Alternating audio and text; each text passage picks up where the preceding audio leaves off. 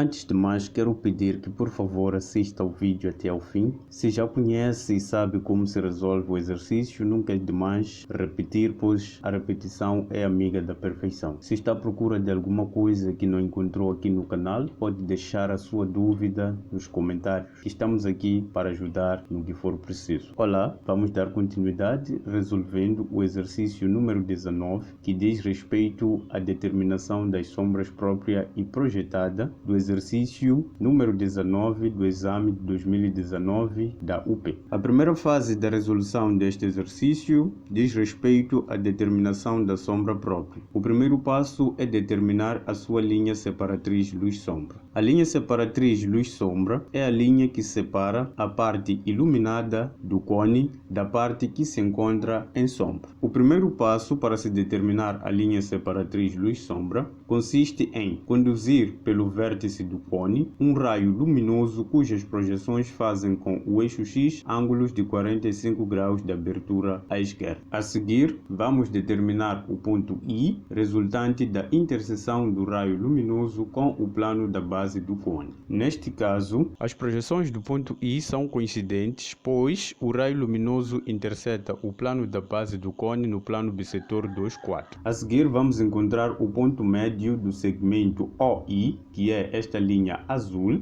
que simplesmente destaquei por fins didáticos. A seguir, vamos fazer ponta seca do compasso no ponto M, abertura até ao ponto O, e vamos traçar um arco que irá intersetar a base do cone em dois pontos, T e K. A seguir, vamos unir os pontos T e K ao vértice V do cone, e assim vamos determinar as geratrizes TV e KV. Na projeção horizontal, as geratrizes TV e KV são totalmente visíveis. Na projeção frontal, a geratriz TV é invisível. A seguir, vamos conduzir pelo ponto I duas retas tangentes à base do cone nos pontos T e K. Vamos chamar as duas retas tangentes de T e T'.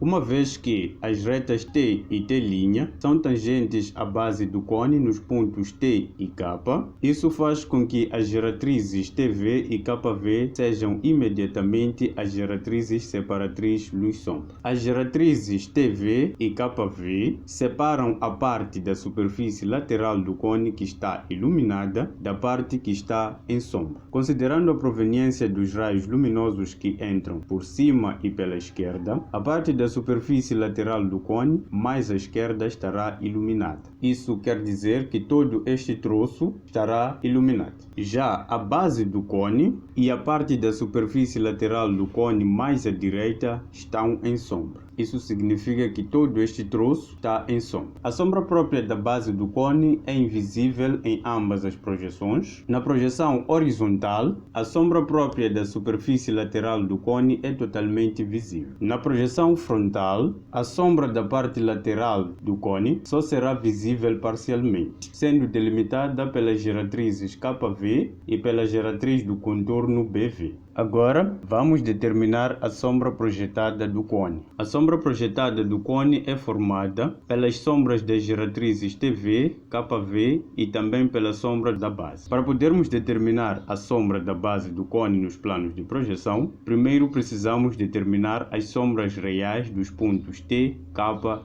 e O. As sombras reais dos pontos O e K encontram-se ambas no plano horizontal de projeção. Porém, a sombra do ponto T encontra-se em um plano distinto, isto é, no plano frontal de projeção, o que nos leva a concluir que existe sim um ponto de quebra na sombra da base do cone, pois esta se projeta em dois planos de projeção. Para encontrar a sombra projetada da base no plano horizontal de projeção, faremos ponta seca do compasso em OS1, abertura até KS1, e traçaremos um arco de uma circunferência até intersetar o eixo X no ponto Q, que é o ponto de quebra. A sombra da base projeta-se em verdadeira grandeza no plano horizontal de projeção, pois o cone está assente em um plano paralelo em relação ao plano horizontal de projeção. A sombra da base do cone no plano frontal de projeção será uma elipse. pois o plano frontal de projeção e o plano de nível alfa, que contém a base do cone, não são paralelos entre si. Para traçarmos o arco da elipse correspondente à projeção frontal da sombra da base, precisamos determinar pontos auxiliares e suas respectivas sombras. Já foram determinados 2 pontos auxiliares que não foram nomeados, isso para não sobrecarregar o exercício com tantas letras e números. A seguir, e a mão livre, vamos traçar o arco da elipse a partir de QS, que corresponde à sombra real do ponto Q, que é o ponto de quebra, unindo com as sombras auxiliares até TS2, que corresponde à sombra real do ponto T. Já foi determinada a sombra projetada da base do cone. A seguir, vamos determinar as sombras projetadas das geratrizes TV e KV. Já temos aqui as sombras reais dos pontos T e K. O que nos falta agora é determinar a sombra real do ponto V. A seguir, precisamos unir TS2 ao VS2, uma vez que TS2 e VS2 encontram-se no mesmo plano de projeção, significa que não existe nenhum ponto de quebra na sombra projetada da geratriz TV. A seguir, vamos unir KS1 ao VS2 para podermos encontrar a sombra projetada da geratriz KV. Porém, VS2 e KS1 encontram-se em planos de projeção diferentes. Para encontrarmos o ponto de quebra, vamos recorrer ao método das sombras virtuais, determinando desta forma a sombra virtual do ponto V. A seguir, vamos unir VV1, que corresponde à sombra virtual do ponto V, ao KS1. No ponto de interseção entre o eixo X e a linha que une VV1 e KS1, vamos determinar o ponto de quebra da sombra projetada da geratriz KV. Agora, vamos unir KS1 ao Q'(S). A seguir, uniremos Q'(S) ao VS2. E assim temos a sombra projetada do cone nos planos de projeção. Toda parte da sombra que se encontra dentro dos limites das projeções do cone é invisível. Portanto, é desta forma como se resolve este exercício. Espero que tenham compreendido. Um abraço e até mais.